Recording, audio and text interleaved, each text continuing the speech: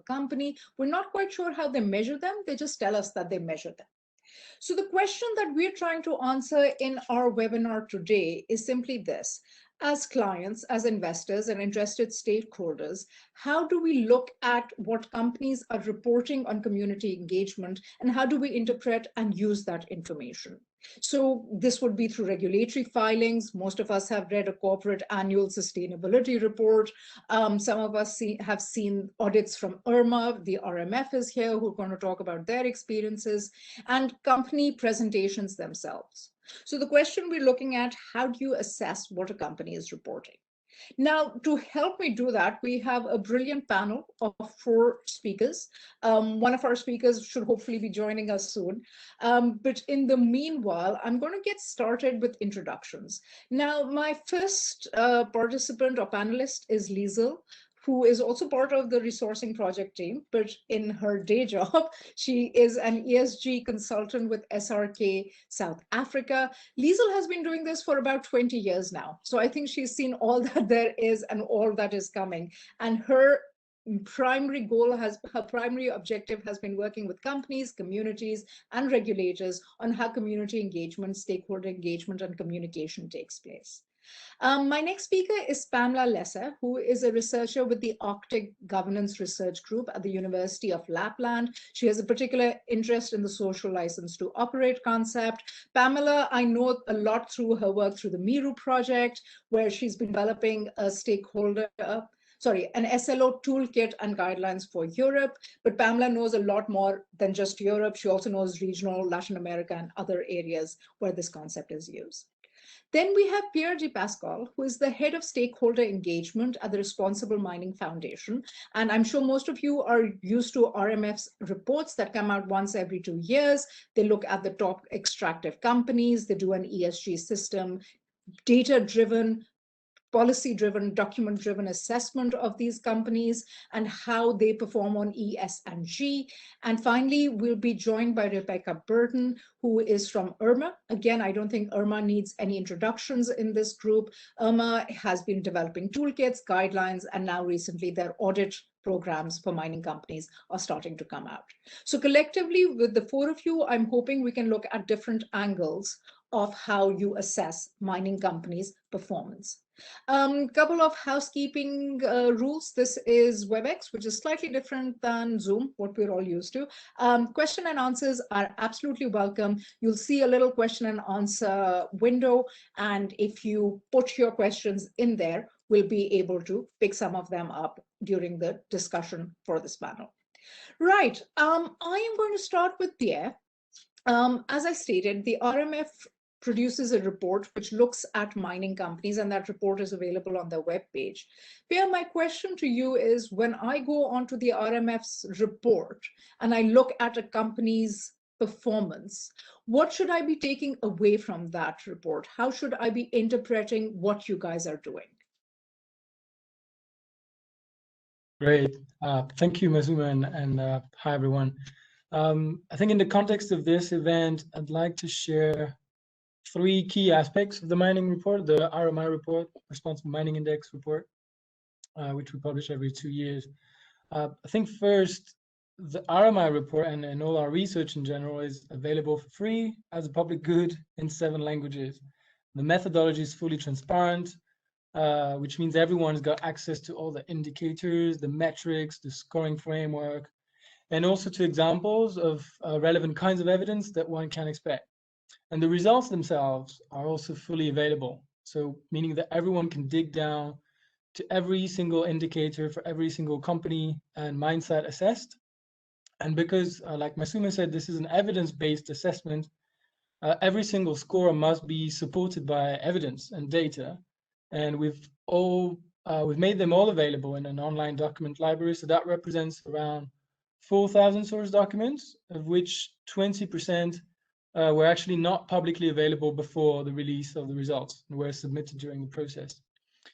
Second, this is not a materiality exercise. So unlike many, to not say most, standards, guidelines, rating agencies, frameworks, etc., which look at responsible mining through a materiality lens, the RMI framework uses a salience lens and articulates what society in general expects from a responsible mining company and its operations.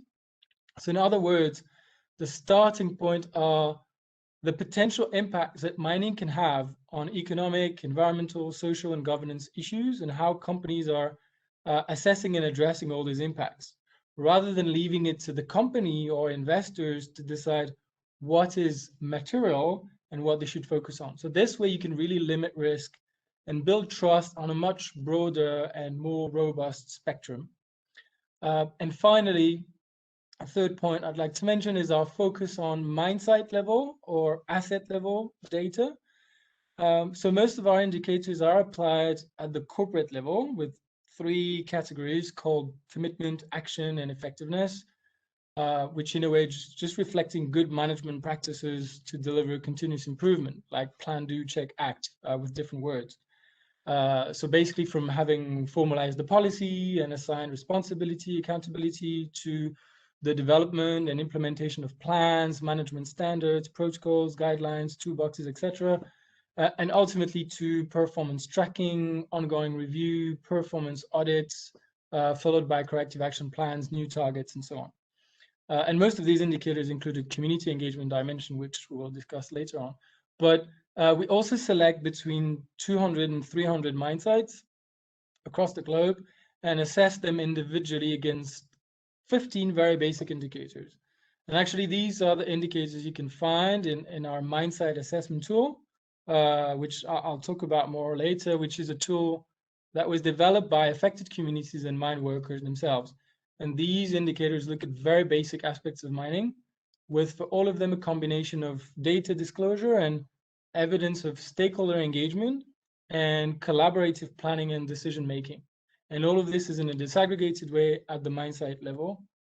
And I'd like to finish by saying that the extremely low scores we've seen across the board since our first report in 2018 on this mine site level assessment, which is not included in the rankings we do, by the way, are quite striking. And we know that it is at the operational level that the greatest impacts happen, and which is also why more and more regulators, shareholders, investors, banks, capital providers are now asking for site-specific information. So we anticipate that there will be a stronger and stronger focus on this in the future. Thank you. Yeah, that's quite interesting because you guys tend to take an assessment-based approach. I'm going to bring Rebecca Burton into this. Rebecca, I'm glad you're there. We were with the Irma audit, which is now you, I believe, have 2 audit reports out. And again, this is a publicly available tool. When I read the audit report from Irma, for example, what can I take from it? What can my understanding of what a company does be based on the audit report that Irma produces? Certainly. First, I just want to check you can hear me. Great. All right. Thank you so much. And thank you for all the help on the tech side. So what can you expect from an audit report? I think the most important thing is actually to start a little bit at the beginning, if I can, with Irma. And I'll just give you 10 seconds on what I mean by that, which is the background of Irma is really that it's the first multi-stakeholder definition of what responsible mining means. And what I mean by that is that for 10 years, starting in 2006, 5 stakeholder groups came around the table: mining companies, purchasers of mine materials, labor, impacted communities, and nonprofits came together and worked for over a decade to define what does it mean to mine responsibly. And so that resulted in what is the Irma standard for responsible mining, which is applicable to large-scale mining, all mined materials the world over, and all geographies. So that's the important thing to know when we talk about our audit report, what it's actually being measured against.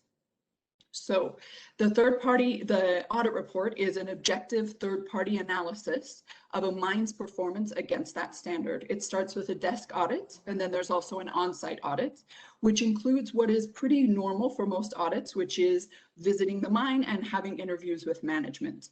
What's different from other audits is that workers are interviewed separately from management, government agencies are interviewed, nonprofits are interviewed, and surrounding communities are interviewed.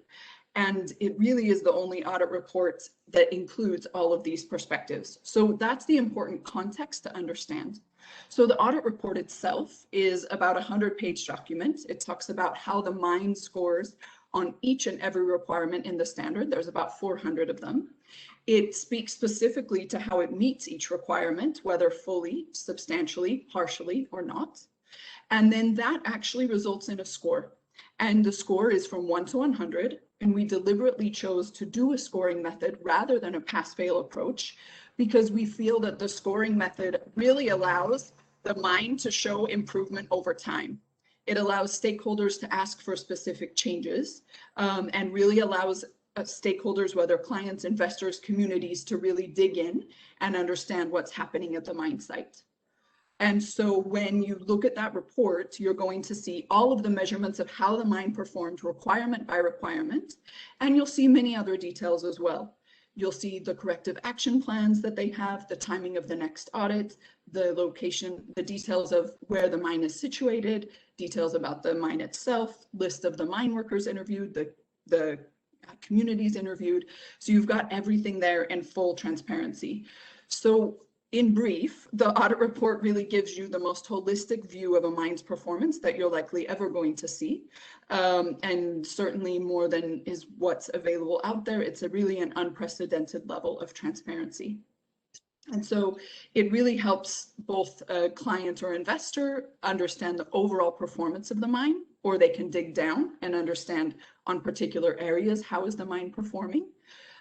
It also allows other stakeholders, such as communities, to look and say, where do we want changes? Where do we want improvements? And specifically to point to the report as a verified analysis of how the mine has performed, and ask for changes based upon that.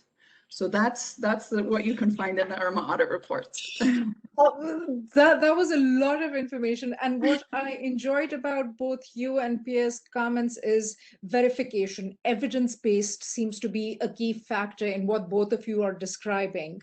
But these are, if I will call them, private governance measures, which brings me to Pamela, who is more comfortable with, let's say, the public governance of, governance in the olden days.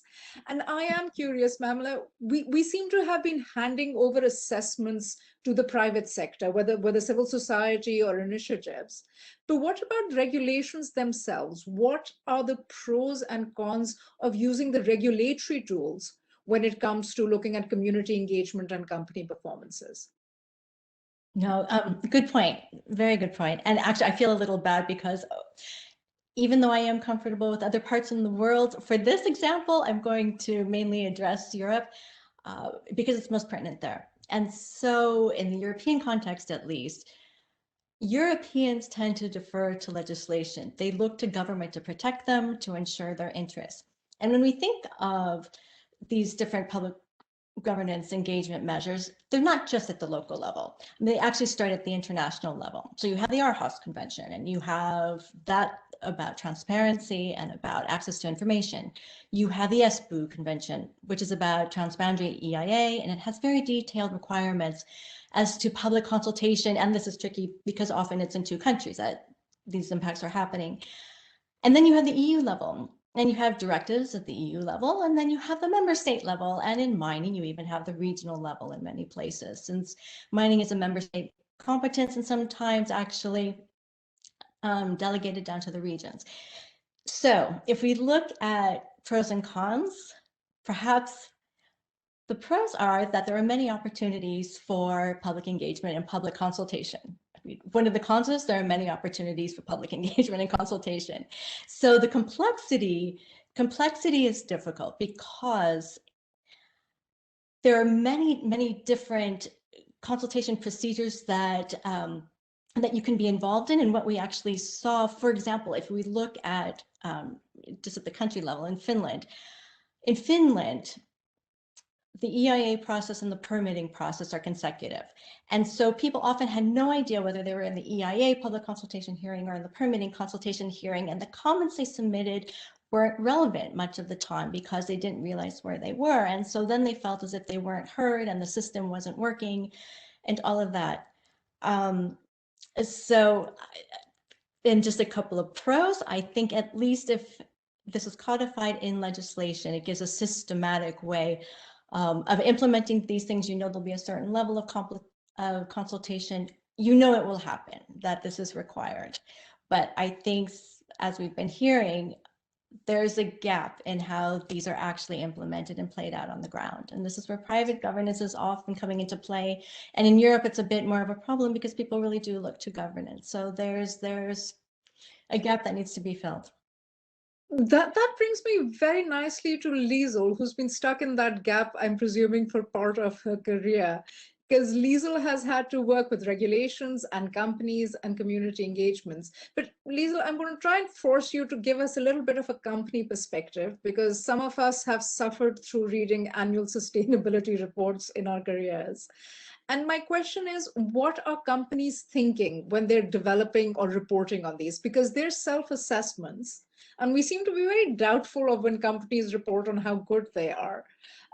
Could you talk us through a little bit of what these annual sustainability reports represent to a company? What are they trying to convey? What are they thinking about?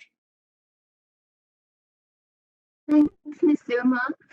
If you allow me, first of all, today is a public holiday in South Africa. It's Freedom Day. So I would like to take a few seconds to say, in this context, may our endeavours bring freedom of accessing information to all levels of stakeholders. And I think collectively that is our intention, is how do we package and regularize and standardize different types of information for different stakeholder groups. From a mining company point of view, there is no other instrument than the Public Sustainability Report or Integrated Report.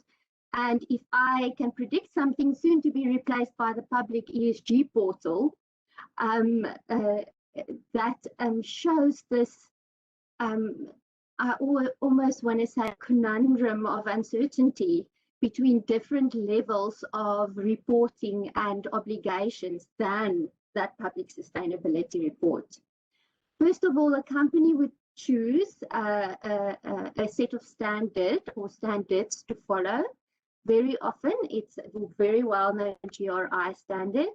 What is very positive about a GRI standard is that they have materiality engagements on different levels. From my experience, however, it's very seldom that those very, very local voices are heard in the glossy reports that, as you so rightly said, you had to struggle through. So that's one aspect of a sustainability report. You choose your standard, and then you choose your structure, you choose which other instruments you want to show compliance to. And for each instrument you choose, you have a different stakeholder group in the back of your mind. Maybe you choose the quite new mining local procurement reporting mechanism, you want to show that. It might be that where your sites are operating, there was recent local procurement legislation promulgated, so you want to illustrate what you're doing. Whereas I might be on the cynical side as someone who has both produced and audited those reports. So I've been on both sides of the equation. My take on it is that in public reporting, we are trying to please everyone and look good. And can't we spend that time and money better? Really drilling down into can every stakeholder group have a two-way conversation with the mine in real time, both from the investor level, who is more and more interested, and whom mining companies will less and less in the future be able to fool with very aggregated and high-level materiality reporting. Investors are asking the difficult questions. Have you seen the court case, for example? Have you seen the court case that told the mining company to talk to individual stakeholders and not traditional chiefs? for example. Those are the kind of questions that investors will increasingly ask. So there's a question mark for me about the relevance in the long term of a company published sustainability report. Yes, comply to your financial reporting requirements. What I'm also seeing is that stock exchanges are more starting to drive what they're asking for ESG reporting. So there's definitely a shift happening. Often it's the regulation that spurs the company to action. We need to tick that box. We need that permit. Next level is the audit, and whether it's required by different investors, application for finance, whatever spurs the audit will often provide the roadmap to good practice. Mm-hmm. But then for the ones who don't have access to those audit reports, a report like what Pierre is publishing provides wider society with deeper insight. They don't have access to maybe privy support reports and drill down information. And then finally, the one question that remains for me is, if I look at mining in Africa, where my experience lies, the actual local stakeholders, often all these reports are opaque to them. They're in a language they don't understand. They take 30 megabytes of data to download this report. And then it uses a language of ESG that is completely foreign to a local stakeholder. So I'm not to lead you into your next question, but that asks, who are we reporting for and why?